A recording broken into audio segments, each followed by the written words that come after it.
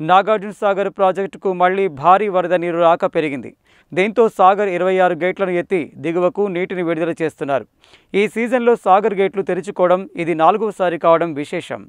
నాగార్జున సాగర్ ప్రాజెక్టుకు మళ్లీ భారీ వరద నీరు రాక పెరిగింది. దీంతో సాగర్ 26 క్రస్ట్ గేట్లను 5 అడుగుల మేర ఎత్తి 2,09,508 క్యూసెక్ల నీటిని దిగువకు విడుదల చేస్తున్నారు అధికారులు.